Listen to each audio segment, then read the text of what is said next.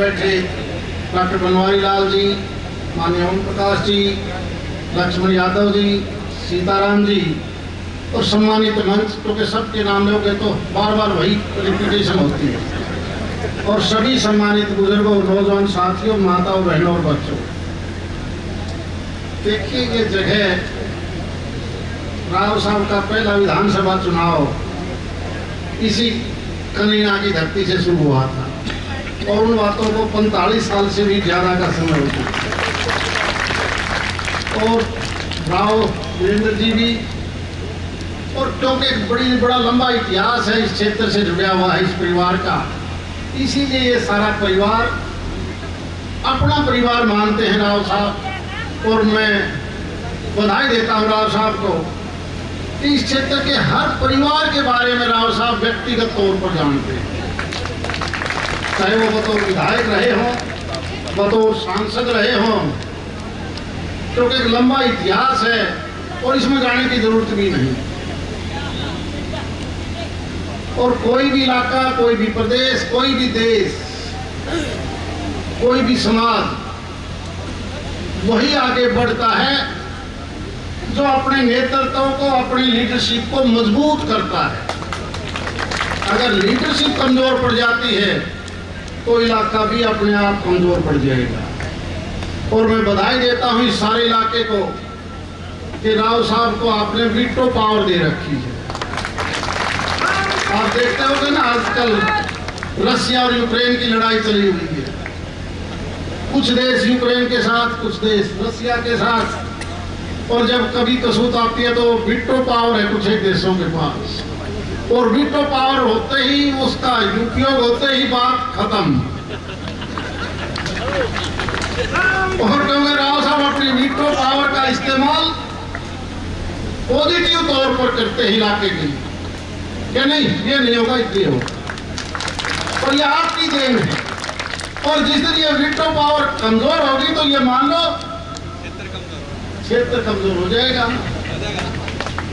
इसलिए कोई हम कुछ कहता रहे, आते हैं जाते हैं, पता नहीं क्या क्या होगा, क्या क्या हुआ है, लेकिन अपने नेतृत्व को कमजोर कभी मत करना। जिस प्रकार से पिछले 7-8 साल से भारत के अंदर भारतीय जनता पार्टी की सरकार है, सारे देश में रेल के नाम से, रोड के नाम से, नहर के नाम से, डिफेंस के नाम पर जिस प्रकार से आगे बढ़ाया है सारे देश को, ये किसी से बात छिपी हुई नहीं है। और जो विभाग है माननीय राव साहब के पास, वो है नीति आयोग, यानी पॉलिसी बनाना कि देश को हमने किस तरफ ले जाना है, किस हेड में ज्यादा पैसा देना है, ये नीति आयोग का काम। इसलिए राव साहब ने बढ़ते ही इस नीति आयोग के मार्फत एक फैसला करवाया कि स्टेट को भी 40% से ज्यादा पैसा भारत सरकार का बजट में से दिया जाए, चाहे वो स्टेट हरियाणा हो, उत्तर प्रदेश हो, राजस्थान हो, पंजाब हो, दक्षिण की स्टेट हो, ताकि वो स्टेट अपने पैरों पर खड़ी हो जाए।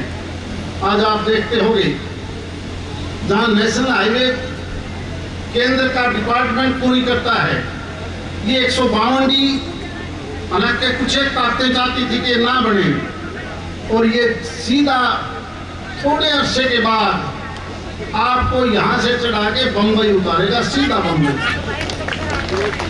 कोटपुतली से लेकर अलवर की भी जमीन का पैसा दे दिया गया है, और फिर ये सड़क सीधी जाएगी बम्बई, यानी कनीना से चढ़ के ऊपर आप 12 घंटे में बम्बई पहुंचोगे। इस प्रकार से बड़े बड़े हाईवे बनाए हैं, चाहे वो दिल्ली की, चंडीगढ़ की बात हो। और आज से कुछ अर्सा पहले मैं और राव साहब गडकरी जी से मिले थे, और पिछली लोकसभा चुनाव से पहले ही सैद्धांतिक तौर पर जहां आप बैठे हो, रेवाड़ी से हिसार पंजाब में जाएगा ये नेशनल हाईवे, ये भी मंजूर हो चुका है। आज से 2017 की बात है, मैं और राव साहब जब गडकरी जी से मिले तो अड़ के ये बात कही कि गुड़गांव रेवाड़ी को अगर पंजाब से जोड़ता है तो वाया कलीना, महेंद्रगढ़, सतराली होके जोड़ो, और वो सैद्धांतिक तौर पर उसी दिन मंजूर कर दिया था। जितनी सड़कें प्रदेश में देखते हो, प्रधानमंत्री ग्रामीण सड़क योजना के तहत इसी नीति आयोग के निर्देशन पर जितनी भी कच्चे या पक्के रास्ते 6 क्रम से ऊपर के हैं, सड़क मार्केटिंग बोर्ड ने बनाई हो, सड़क बीएनआर ने बनाई हो, वो सारी सड़कों का पैसा प्रधानमंत्री ग्रामीण सड़क योजना के तहत भारत सरकार देती है स्टेट। आप देखते होंगे कुछ एक सड़कें 12 फुट की थी, 18 फुट की बननी शुरू होगी। हमें आज भी पता है कि कुछ एक सड़कें ऐसे हैं जो सेकंड फेज में डाली गई हैं, कुछ सड़कें दोबारा से अब उनके टेंडर कर दिए गए हैं। हमें उम्मीद है कि वो सारी सड़कें समय से पहले पूरी हो जाएंगी। और केवल यही नहीं, चाहे वो एग्रीकल्चर सेक्टर हो, नहर का विभाग हो, बिजली की स्ट्रेंथनिंग के लिए हो, जो भी प्रोजेक्ट बनते हैं वो सीधा पैसा भारत सरकार देती है, ताकि इलाके में नहरीकरण पर, पानी की उपलब्धता पर, इवन पंचायती राज और शहर के अंदर भी साल में 2 बार किस्त भारत सरकार सीधी पंचायत के खाते में जाती है, ताकि गांव का भी विकास हो, शहर का भी विकास हो। वो सारे का सारा बजट नीति आयोग के फैसले के बाद भारत सरकार प्रदेश की सरकार को सीधा देती है। हाँ, हमारे दोनों एमएलए, दोनों मंत्री बैठे, मेरी इनके मार्फत से प्रदेश की सरकार पर एक रिक्वेस्ट जरूर है, ये चुनाव थोड़े से पंचायतों के जल्दी करवा दो, वरना तो ये बिचौलिए हैं, ये पता नहीं को कड़ी बनावे से नहीं बनाते, उस सौदे को खा जाते हैं। यानी ये स्टेट गवर्नमेंट का अधिकार है कि वो चुनाव जल्दी हो। आज जिस प्रकार से भारत के प्रधानमंत्री आदरणीय नरेंद्र मोदी जी ईमानदारी से काम करते हैं, और इस चीज को हमने नीचे तक ले जाना पड़ेगा। वो जमाना चला गया लूट खसोट वाला, वो चाहे छोटा नेता करे या बड़ा नेता करे।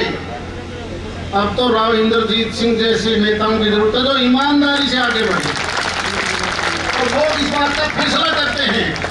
जहां जहां भी भ्रष्टाचार फैलता है तो लोग नेक्स्ट चुनाव में फिर कह देते कि चलिए आप चलो घर बैठो।